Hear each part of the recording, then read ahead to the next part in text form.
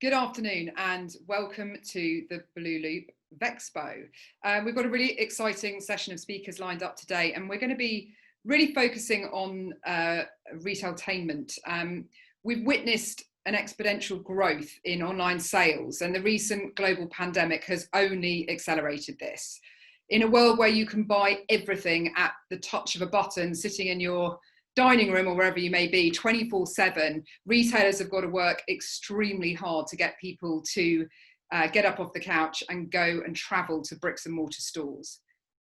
So the first speaker that I'm going to introduce is Nicole Srock.Stanley. She's the co-founder of the Dan Perlman Group and CEO, and has a huge amount of experience with working with projects, developments, destinations, leisure and retail. And she's the expert go-to consultant that everybody reaches out to when they're looking at how to drive their destinations. Thank you so much.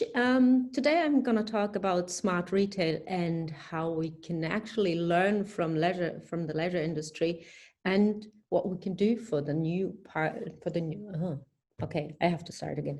Anyway, so thank you so much. Today I'm going to talk about smart retail and what actually the retail can learn from the leisure industry.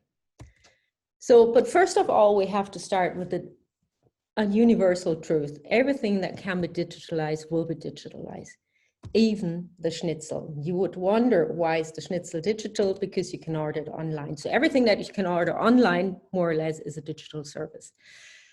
But this is relatively new. If we look how our digital gurus developed Siri, it's not that long ago. Siri in 2010 was just a wild developer's dream about talking to your computer and actually being spoken back to with a female voice.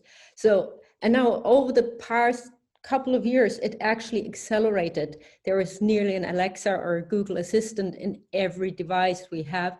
And from now on, it's just like exponential growth. I think in 3 years, we're going to talk to our fridges and cars and whatever electronic device we have, and hopefully we're going to talk to our kids too. So, but the interesting thing is, with all those devices at our hands, we're getting to get too used to them so quickly that we don't even recognize they're surrounding us. And I brought you a little film to showcase that. You're a digital consumer. You want to see where your taxi is at. You want shareable moments and a chat-friendly customer service, not a "all of our representatives are currently busy." You want personal offers and expect ads to make you actually feel something. You want to track your pulse, your delivery, your team, your bank account, your operations, and your customers. You want to pay with your fingertip, pause any subscription anytime, and have access 24/7. You use a time-based, usage-based, location-based, data-based, no, a friend-based plan. And you move seamlessly between locations, devices, apps, and time. In a world of constantly evolving needs, dreams, ideas, and services, great experiences will define your future. Every interaction counts. Great experience will define our future. What a good question. But the more interesting question actually is what is our future? How will it look? How will it look in the future? But to be honest, aren't we living the future right now? I think so. We're actually right in it. There were a group of people who analyzed all the digital gadgets from Star Trek, and I'm not surprised, everything is existing, and even more consumer friendly than on Star Trek, because all our gadgets are developed and designed for stupid consumers and not for engineers on a starship. So apart from beaming, we have everything, but we're constantly short for time, constantly stressed and on. And the question is, what happened? Where did we take the wrong exit if we're just not using those devices and actually having the feeling of excessive leisure time? So what happened? To understand what actually happened is we have to jump back in time. So there, if you'll just remember in our childhood, we had a lot of daily life, which is ordinary life, like just cooking, and then we had to wash the whole stuff and dry it. And so there was daily life, there was work, and there was just a little bit of holidays. And I mean, I think everybody still has very, very vivid moments of our childhood holidays about running around, being frazzled by the sun because nobody believed in sun protection. And the merchandise or the souvenirs we brought back, you probably still have. But nowadays, a lot of things have changed because daily life just more or less vanished from our day-to-day life, even we say we have a day-to-day life, because we're optimizing ourselves completely on leisure time. So, and even work looks like an IKEA la land, and our day-to-day life, which is not work, should look like an endless festival, like Burning Man, seamless experiences and friends surrounding us. And it's like dipped in pink and sugar and candy. So, but what happens if our day-to-day life becomes so overloaded with experiences, we create white noise. We actually can't create any memories anymore because our brains are so overstimulated and pinged with social media devices and mobiles being constantly on that it is hardly next to impossible to create memories unless we just put even more adrenaline into it, we put even more wow into it, or it's shocking. So that is something our brain then recognizes as something that's memorable.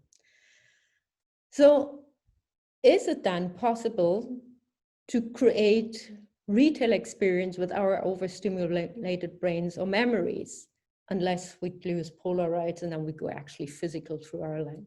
And will traditional retail stand up to this media-riddled society? Very difficult. And if you're actually, you know the answer, because no, that's a very easy answer, because we actually facing a second retail apocalypse. It's not that Corona actually made it, but it is definitely speeding up everything that was already there. In order to prevent that, we have to understand three fundamental things. First of all, if we buy something, it's a fulfill of demand. This is totally online. If we shop, we actually spend leisure time. And leisure time is the new currency of the world.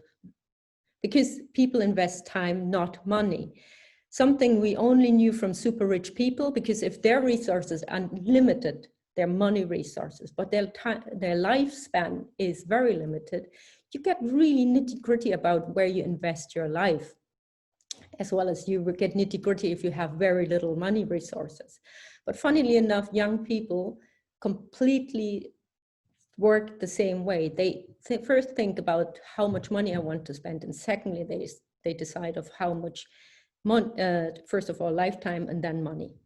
So retail already is on the way to be part of the leisure industry, or I'd push it even that far to say it is part of the leisure industry. This, for example, in the background is a new retail concept from Korea. It's called Gentle Monster, and you know what they sell? Would never guess, sunglasses. So actually, redesigning retail means learning from the leisure industry and adapting new KPIs. And you all know those ones because you're just actually working with them every day. That's about telling stories, increasing dwelling time, fast access, and so on, attention span. But it's relatively new for the retail. We actually adopt those, especially those rules, into our projects. And one project I'll show you is Bikini Berlin, right in the city of Berlin. There's the zoo to the one side, Gedächtniskette right in front of you. And I was honored to be the creative director for a number of years and to revitalize the whole concept. So what I did mostly was I created a platform, and I called Bikini Host of Creativity, and invited a lot of artists and events and exhibitions to actually be showcased in Bikini Berlin. And I'll show you a little film of how it looked like.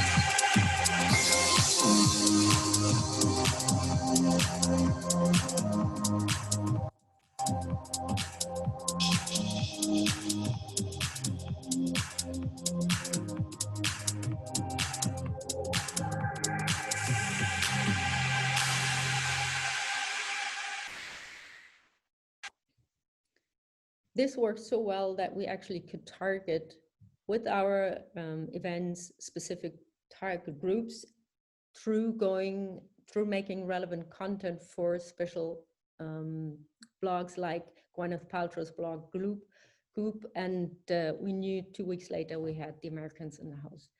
So interestingly enough, those leisure destination rules do not only apply to retail or like shopping malls, but also to cities. And they are actually applying them, like Covent Garden or King's Cross already are designed and developed like with the idea of leisure destinations. And they're even managed like leisure destinations with content and events and everything that I had in the Bikini Berlin. So to sum it all up, what have we learned so far, and what's really crucial about the future is time is more relevant than money, and this overrules everything. That's definitely the new currency. And people are looking for access to leisure experience every time and everywhere. We just need the stimulations of our brains. And retail is part of the leisure industry. And I would even go so far and say retail is the leisure industry. I mean, my perspective. So, and the more memorable the experience, the greater the media and the commercial success. And the other thing is, cities and shopping places are actually behaving like leisure destinations. So there is a huge mega competition out there. And the other thing is, and this is the very interesting part, whoever can bring leisure formats to retail will own the city. Because a couple of years ago, it was all about fashion, fashion, fashion, fashion. And then that went out of fashion, funnily enough. And then the gastronomy was the next big thing. So, and I think gastronomy is now moving up the ladder, and now it's just really, everybody's looking for leisure formats in retail. And there is still not the perfect mixture, but whoever can do that actually, I think, will own the city. So, and if you have leisure formats and don't know how to bring them to the retail, just talk to me, because this is really, really interesting to do. And because we need those kind of formats for our projects if we just revitalize shopping malls and city centers. So let's discuss and talk to me. Thank you very much, and see ya.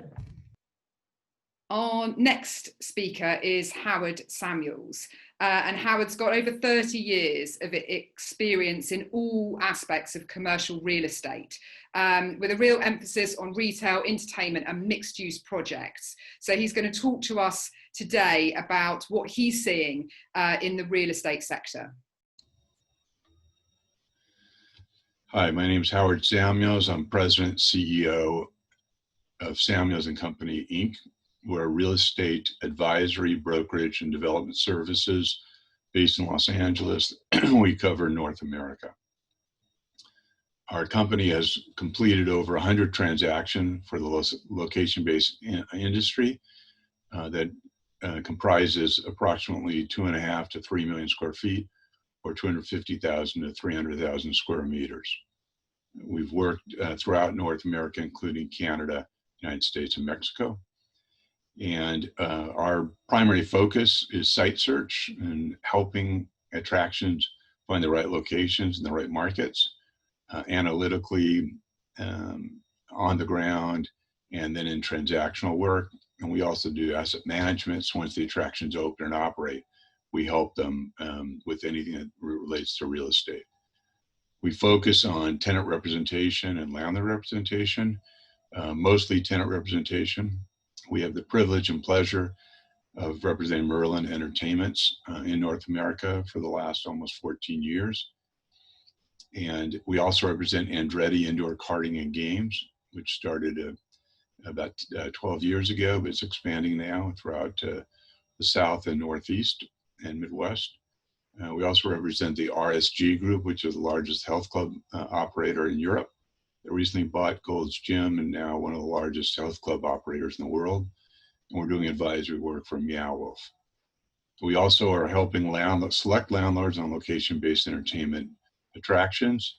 So we worked with Universal City Walk in Hollywood, with Anschutz Entertainment Group, AEG at LA Live.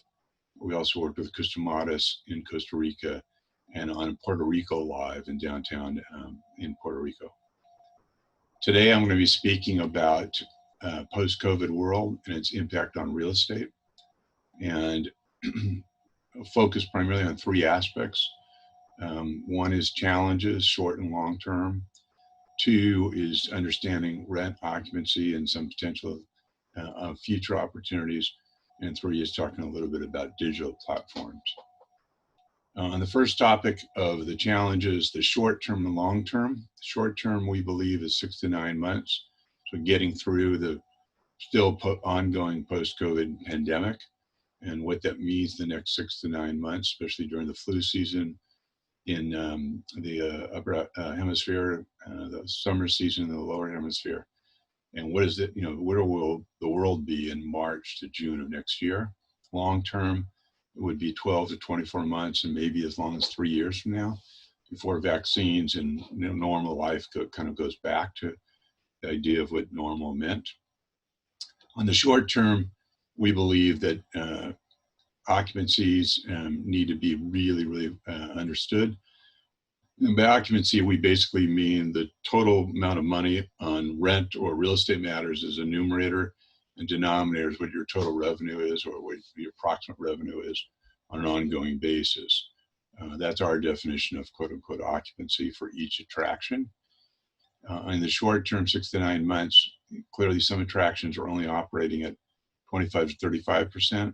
Some have gone as high as 60 to 80%. So you're doing less revenue as an attraction, and you have to spend more on labor as far as protocol cleaning and everything else. So our advice and what we've helped a lot of people is to negotiate with landlords on rent abatement and rent deferral and how to get through the short term. On the long-term basis, the same principles apply. The idea is hopefully there'll be a little more optimistic perspective of getting to a post-COVID world for everybody, including consumers and employees. And in that regard, we really recommend a percentage rent. If you do well, then you can share with the landlord. But if there's a second wave, a third wave, there's other problems. There's closures by governments, closures by regions, or just by it's a good operational practice. You really want your real estate costs to be commensurate with what your performance or your attraction is, and not get too over your skis, as they say, in an obligation that you just can't sustain. So that's the current challenges. The second category is more opportunities, understanding the real estate world today, landscape, especially in North America, from shopping malls to shopping centers to standalone real estate. Clearly, there's been a seismic shift because of the pandemic.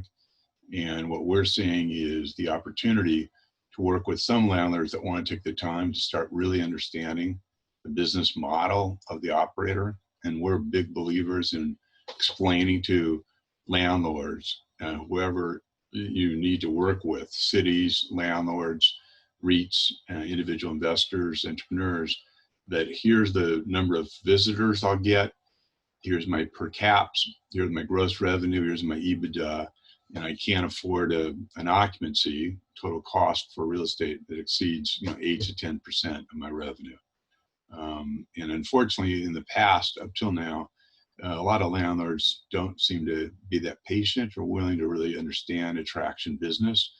They love attractions to bring people, but they're stuck in the old retail model of sales per square foot. I need this from my pro forma.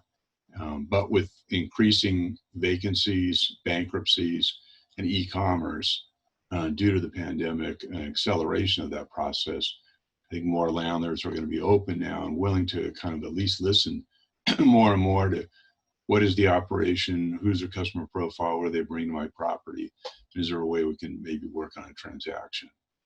So to me, the opportunities is number two, the challenges is number one. The third aspect that is non-real estate related per se, but we think it's really important, is the digital platform. The digital platform allows an operator to correspond with their consumer once they come to the attraction and when they leave. And working through a digital platform, using social media, communicating on an ongoing basis, whether it's as simple as thank you for visiting, or here's a puzzle or game that you can do to brand build and connect with your consumer, to a monthly subscription or a monthly interaction newsletter, to a Peloton business model with a subscription. To me, maximizing working at home, as most of you are now, or wherever you are on a digital platform or some type of device, interacting with the fixed aspect of location-based entertainment will allow most operators to maximize what I think is the future of the location-based entertainment industry, and doing as much as you can on that digital platform that replicates, complements, and becomes part of an ongoing experience for the consumer. So they'll go maybe once, twice, or 3 times a year, but at home and their interaction and doing other things, they're continually reminded of your brand and why they went, why they want to go in the future, or schedule events and parties, etc. I can't think of a better digital platform example than blooloop, which has revolutionized, I believe, the dissemination of information in our industry around the world to people that work within the entertainment attraction, and nobody has to go to any meetings, nobody has to travel. It's all through the digital mechanism, which I think to me is a huge way to look at the future. So I thank blooloop for the opportunity. I look forward to a great conference and look forward to any questions and answers. Thank you. Next, I'm going to introduce Claude Coudry, who is the president and founder of Oasis Surf in Montreal. His biggest achievement has been to open Canada's first indoor surf park and make it a success in just year one. He's going to talk about the experiences he went through, as how to build that atmosphere and how to create the most amazing spaces where people can hang out and watch and be engaged with entertainment in that indoor space. What's up, guys? I'm Claude Coudry from Oasis Surf in Montreal. Who am I? First of all, I am born and raised in Montreal, a place where we have no surfing, no ocean, but just a little wave in our river. So surfing for us is about 4 to 5 hour drive to the East Coast, or we take a flight and we go to all those places that the world can bring us. I studied in business in a business school in Montreal as well. My background is more a food and beverage background. I owned a grocery store before, and finally I love surfing, of course. So where does the idea to open an indoor surf park comes from? I've been traveling a lot. I've seen people from my place, Montreal, Quebec, travel a lot to go and seek that ocean experience, the whole beach vibe that gives all those awesome destinations that people will just go for vacations. And because we're in a place where winter is literally 8 months a year, it's always cold, but for our little 2 to 3 summer months. So yeah, people need to have that surf and beach experience, and that's why I decided to bring all that here. So the idea is to bring a place where you can just chill and relax, like people do on the beach, have a drink, eat some good food, and do an activity in the water. So surfing would be the best, of course. So in 2014 we opened. American Wave Machine was with us. They helped a lot with the technology. So we're using a 24 feet wide surf stream. That gives a really good experience for the customer, which is super important on my point of view, to give a real wave with real surfboards. That is super safe as well. I think it's super important. So yeah, the concept is really simple. I didn't invent anything. It's just what you find on the beaches down south. We just bring it up north, indoor, of course, in a place where it's cold and boring on my point of view. So we sell literally a first surf experience. So people that never touched a surfboard, don't know how it works, don't want to just throw themselves in the ocean or in the river. So we will help them in a super safe way to learn how to surf actually. We have also people that travel a lot that want to keep their surf game up for all those winter months. So these guys will come and train at our facility. We do corporate events, we do birthday parties, we do day camps as well. So it's fun to have all those wide customers that can come to our place. So Oasis Surf was successful on year 1. I think one of the things was a big marketing boom. People were excited that we were coming, but it was really important for us to spread the word, to make people know that we were coming, because I think that it's not because you buy an awesome surf wave that people will just come by themselves. You need to explain to them why they need to come, why do they need to surf, because here nobody surfs, they don't know that sport. So it's really different than if we would open in a place like California that people surf and their parents were surfers. No, here people don't really know what that sport is, and it's our job to explain to them why they need and why they want to try that, and that's through marketing, of course. So yeah, we do a lot of social media, we do a lot of newsletters, we go on TV just to show people how it works, and to stay top of mind. We try to have a year-round marketing campaign that just keeps on going. Another thing that makes us successful, I think, is the whole customer experience. It's once again, it's not because you buy that machine and just put it accessible to people that they will come and come back. I think the whole experience make them feel safe, gives them tips, and just make them want to come again is important. So the staff here is super important for us, and also the food and beverage is a thing to consider. The surf experience is not just surfing. I think here we're selling the whole beach vibe, the whole beach experience.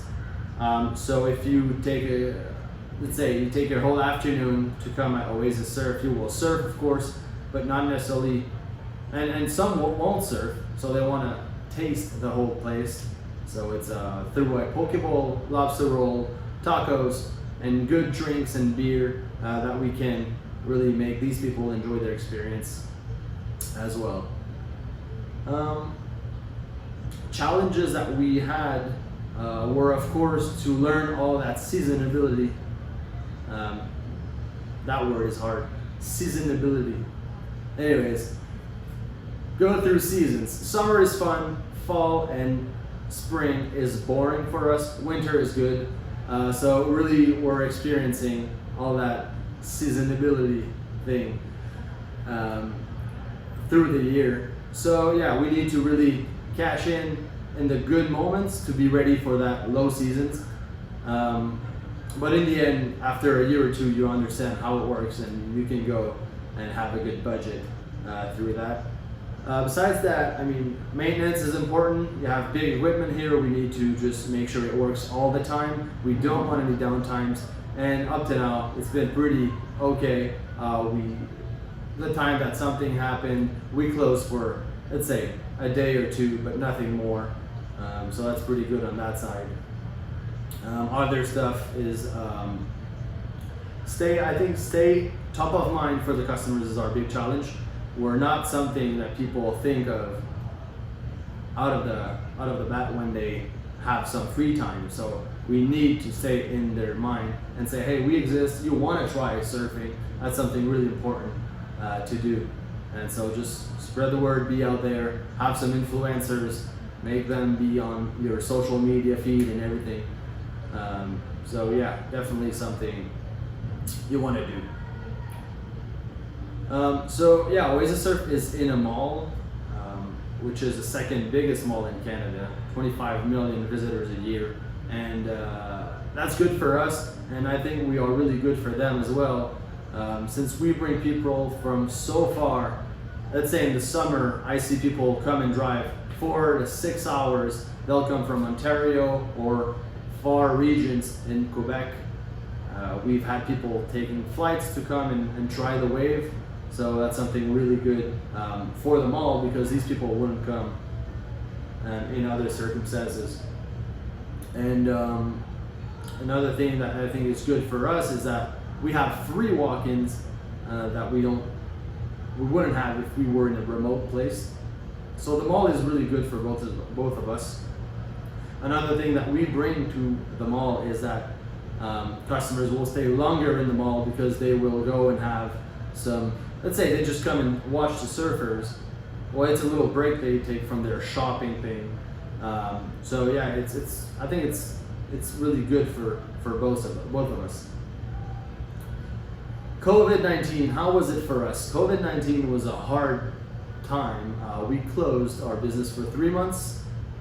That's because the government asked us to do it. And after that, we were mostly 25 to 30% down of a business, which I think is okay, fair compared to other attractions that I heard that was a total mess. So I think we had to be prepared in that. But we got a lot of help. Banks, government helped us as well. And still, I mean, we didn't make money for sure. It's not over yet, and still, but I think we're strong enough to just go through that and finally close the book of COVID-19. Big challenges is COVID was a cash flow, of course, cash flow. That's the big thing. Besides that, try to keep your staff. People would try to go and find other jobs, and you don't want that. So good communication, and during COVID, we took the time to do some maintenance in here. Of course, try to keep the place up and try to make something new as well. So when we reopen, we would be we would have something to advertise. That's it.